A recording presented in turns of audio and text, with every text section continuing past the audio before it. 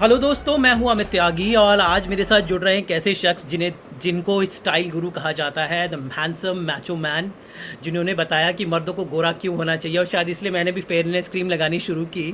बस जिम की कमी नहीं है नहीं हमारे साथ है। नहीं नहीं, मैंने वो मर्दों को नहीं बताया फेयर क्यों होना है, क्योंकि वो नाम जो है फेयरनेस का, लाइटनेस का, वो सब हमने निकाल दिया है। जी। और जो गानियां कर रहा है वो बहुत सही कर रहा है उसमें, क्योंकि मैं मानता हूँ कि इंग्लिश में अगर मैं बोलूँ तो you must do what is right and not what is white. जी। तो यही हमने तय किया था। और गार्नियर का मैं बहुत शुक्रगुजार हूँ कि उन्होंने उनके सारे जो कमर्शियल्स है कुछ इमोशनल रीजंस दिखा के अपनी ऑडियंस को खर्च करने की कोशिश नहीं की कि यूज दिस प्रोडक्ट। अगर आप ये प्रोडक्ट यूज करोगे तो आपको जॉब मिलेगा, आपको ये, अगर ये प्रोडक्ट यूज करोगे तो आपको लड़की मिलेगी या लड़का मिलेगा। So we have steered very clear of that. Lot of people, अभी भी मैं कई लोगों से पूछता हूँ कि बॉलीवुड में which actor inspire you. Many people they say your take your name, चाहे फिटनेस हो। Thank you. इसका थैंक यू। एक फैक्ट ये भी है कि one of the few actors who were educated enough and enter the Bollywood. I mean few things that people really look up to you as an icon. So एक जिम्मेदारी हो जाती है आपकी तरफ, क्योंकि आपकी तरफ लोग देखते हैं। सो ऐसे में तो kind of brands you choose, so what you look after so that you know your image and brand image create the positive impact on people. जी, मैं ऐसे ही मानता हूँ कि जो ब्रांड में आप ट्रस्ट करते हो और जो ब्रांड को आप इस्तेमाल करते हो उसे आप एंडोर्स करें। क्योंकि अक्सर ऐसे होता है कि एक्टर्स हर कोई ब्रांड को एंडोर्स करने लगते हैं। ब्रांड्स और ऑडियंस को पता चल जाता है, क्योंकि audience is very smart. Audience आज की तारीख उनको पता चल जाता है ये पैसों के लिए कर रहा है, ये इसके लिए कर रहा है, उसके लिए कर रहा है। जी। सो आई थिंक मेरे हिसाब से मैं बहुत कम ब्रांड्स को एंडोर्स करता हूँ, लेकिन जितने सारे ब्रांड्स को मैं एंडोर्स करता हूँ सारे ब्रांड्स को मैं इस्तेमाल करता हूँ। और उनके ब्रांड वैल्यूज जो है उसमें मैं बहुत ही बिलीव करता हूँ। Men cosmetics is boomed over the years. Now you have a separate, दाढ़ी के लिए अलग shampoo आता है. There's a separate moisturizer, there's a sunscreen, especially for men. So what do you feel about the men cosmetic market? Do you think it's gonna grow further and it's like really a potential market for the future? I think so, yes. And I think it's time aa chuka hai where men need to groom themselves. Women also need better looking men around and better groomed men around, क्योंकि it's not a man's society anymore.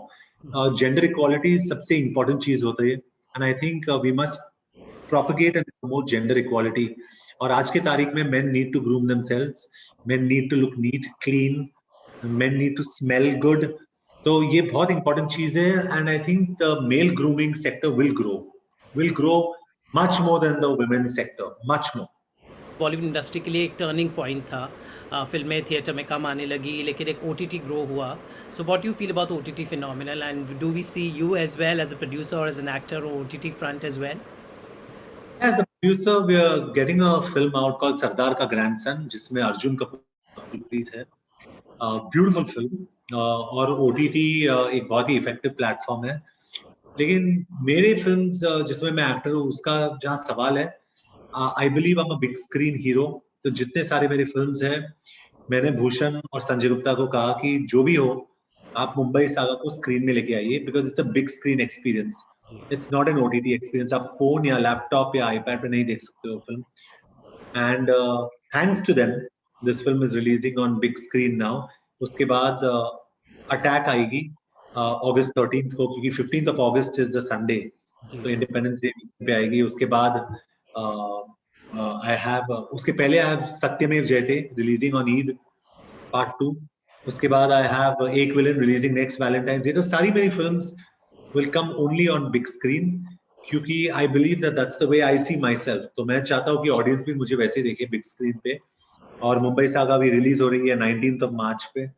तो अपने audience को कहना चाहूंगा कि जाइए, protocol follow कीजिए, responsible रहिए, but go and enjoy the film on the big screen. मैंने आपको ऑफिस करेक्ट। भी देखा है, जहाँ पर आपने अपने करियर शुरू किया था। तो आपने आपने शायद देखा। एक बार मैं गया तो पता लगा कि जॉन यहाँ काम करते थे, ये वो सीट थी जहाँ पर आप थे।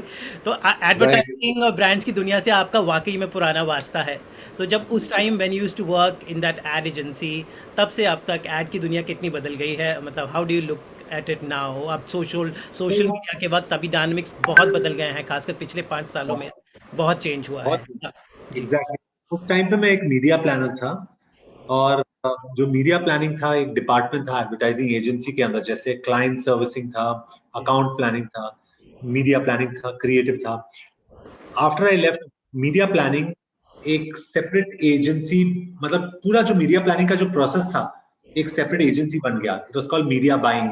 और बड़े एजेंसीज जैसे mind share etcetera started buying media for different brands. तो वो जो मेरा डिपार्टमेंट था, मैं टेक्निकल नहीं जाना चाहता हूँ, लेकिन जो मेरा डिपार्टमेंट था stop to exist in advertising agencies. तो आज की तारीख में अगर मैं एजेंसी के अंदर जाऊं मुझे काम नहीं मिलता शायद। लेकिन जो आपने सेकंड क्वेश्चन पूछा कि सोशल मीडिया के एडवेंट की वजह से काफी कुछ चेंज हुआ है, I think the whole dynamics have changed. और पहले TRPs, GRPs, ABC, that's Audit Bureau of Control, readership surveys, NRS, national readership surveys, ऐसे पैरामीटर्स हुआ करते थे to check what media is very effective. लेकिन आज के तारीख में you have impressions, you have views, you have, तो मतलब जो एक इकोसिस्टम है मीडिया का वो पूरा बदल चुका है। The audience has also changed, the audience taste has also changed, काफी कुछ बदल चुका है। जी, तो अब मैं आपकी बात करता हूँ। मैं I remember you from your first film. I remember मैं उसके सेट पर सबसे पहले आपसे मुलाकात हुई, तो I remember this guy from glad tracks who I was entering films. But one thing you have like really, मतलब आपको इतने सालों से आपका, मैं अभी फैशन की बात कर रहा था, आपका जो फैशन स्टाइल है which has been very simple but very very impactful. आप एक टी शर्ट में आते हैं, चप्पल पहन के भी आते हैं, that becomes a style. So always it's been part of you, or you have deliberately, you never, I've never seen you overdressed, you never run after a fashion. Your style has been simple. Black और white के अलावा मैंने बहुत ही कम आपको और कोई कपड़े पहने हुए देखे हैं. So how, what has been your fashion mantra? I mean, ये सवाल आपसे बहुत बार पूछा गया है. मतलब उस फैशन मंत्र के पीछे मतलब हमेशा क्या आपकी थॉट रहती है? जी, पहले तो मैं बॉडीली बहुत ही कंफर्टेबल हूँ in my body, in my physical self. मैं ज्यादा वक्त फिटनेस में गुजारता हूँ, क्योंकि I believe that if you are fit you can wear any clothes. जूने कपड़े भी अच्छे लगते हैं उसमें। सेकंड ऑनेस्ट रीजन इज, मेरे पास कुछ ज्यादा कपड़े नहीं है। मेरे पास 2 या 3 जीन्स है, 2-3 ट्रैक पैंट्स है, 6-8 टी शर्ट है। तो मेरे सारे कपड़े अगर आप इकट्ठा करके आप डाले बैग के अंदर, I think it all fit in one suitcase. तो simple living is a way of life, it's always been a way of life. मैं कुछ स्टेटमेंट करने की कोशिश नहीं करता हूँ। जो मैं पहनता हूँ, अगर चप्पल पहन रहा हूँ, जीन्स में आ रहा हूँ, शूट से जा रहा हूँ, I'll wear that and I'll go for a press conference, या आपके सामने बैठा हूँ इन अ टी शर्ट। तो ओवर ड्रेसिंग से मुझे बहुत डिस्कम्फर्ट होता है, आई कांट मैनेज। खासकर अगर हम अपने ऑडियंस की बात करें, अपने यूथ की बात करें, तो यूथ का भी बहुत टेस्ट बदला है। आज यूथ के पास एक्सेसिबिलिटी है, कौन सा उन्हें पहनना है, they can just Google log in. आज एक छोटे से शहर में भी you get delivery of the latest brand. So अभी का यूथ है उसके पास आज सब कुछ है। I mean in terms of what to wear, what to watch, what to see, things कहीं सोशल मीडिया प्लेटर पे दे रहा है, लेकिन उसके ड्रॉबैक्स भी हैं। तो आपको क्या लगता है यूथ को जो सब इतनी आसानी से मिल रहा है, जो सब कुछ मिल रहा है, उसके पीछे लेकिन एक बेसिक चीज कहीं खत्म होती जा रही है? See, Amit, I belong to that generation where आज का जो जनरेशन है, they know the price of everything, but I doubt they know the value of everything. तो it's important to know the value of everything. लेकिन आज का generation में ये भी कहना चाहता हूँ और कॉम्प्लीमेंट भी करना चाहता हूँ उनको कि बहुत ही कॉन्शियंशियस है। जैसे गार्नियर फॉर एग्जांपल, हमारे जो प्रोडक्ट्स हैं आर अगेंस्ट एनिमल टेस्टिंग। 1989 से we have not tested on animals, जो बहुत बड़ी बात है। और अगर ऑडियंस से आप पूछे इसके बारे में, जैसे नहीं हम लोग यही प्रोडक्ट को इस्तेमाल करेंगे क्योंकि हमें जानवरों से प्यार है, हम इसको इस्तेमाल करेंगे क्योंकि जानवरों के ऊपर इसको टेस्ट नहीं किया है। सो आई थिंक आज का जो यंग ऑडियंस है वो बहुत ही कॉन्शियस है, कॉन्शियंशियस है, रिस्पॉन्सिबल है, and I must compliment them. क्योंकि ऑफ कोर्स सोशल मीडिया के बहुत सारे इल इफेक्ट्स भी है, नेगेटिव्स भी है, लेकिन पॉजिटिव्स में बहुत सारे यंगस्टर्स सामने आके they raise the voice against animal cruelty, या raise their voice against abuse of women, और ये सब चीजें बहुत इंपॉर्टेंट है हमारी सोसाइटी में। एक और चीज़ मैं जानना चाहूँगा, जो मेन कॉस्मेटिक या मेन की अगर मैं बात करूँ, तो एक टाइम था 2-4 क्रीमें होती थी, मतलब men there was hardly any association of men with any cream. But over the year correct. अभी specially a country like a Thailand where like 10,000 brands about men. कहीं न कहीं now men are also accepting, they are now the market of for men cosmetics is boomed over the years. Now you have a separate, दाढ़ी के लिए अलग shampoo आता है, there is a separate moisturiser, there is a sunscreen specially for men. So what do you feel about the men cosmetic market? Do you think it's gonna grow further and it's like really a potential market for the future? I think so, yes. And I think it's time aa chuka hai where men need to groom themselves. Women also need better looking men around and better groomed men around क्योंकि it's not a man society anymore. Gender equality सबसे important चीज होती है. And I think we must propagate and promote gender equality. और आज के तारीख में men need to groom themselves. Men need to look neat, clean. Men need to smell good.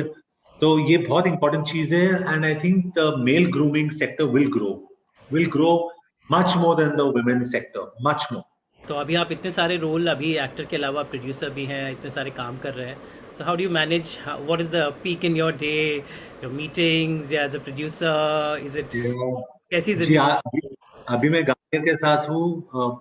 सुबह उठ के वर्कआउट करता हूँ, उसके बाद सत्यमेव जयते के लिए डब करता हूँ, उसके बाद एक विलन के लिए शूट कर रहा हूँ, उसके बाद मुंबई सागा के लिए प्रमोट कर रहा हूँ. तो काफी कुछ हो रहा है एक टाइम पे, लेकिन मजा आ रहा है. It's a lot of fun. I enjoy क्योंकि मैं बहुत जल्दी उठता हूँ. मैं अभी 3:45-4 बजे के आसपास उठता हूँ सुबह. तो मेरे पास काफी वक्त होता है सब कुछ करने का. हमेशा always a pleasure, John, to talk to you. All the best as a producer, as thank you Amit. Good to see you. Thank you all Amit. The brands you are associated with, वो भी आपके साथ ग्रो करें। Thank you so much for thank you. Talking. Thank you. Thank you. Bye Amit. Thank you. Bye.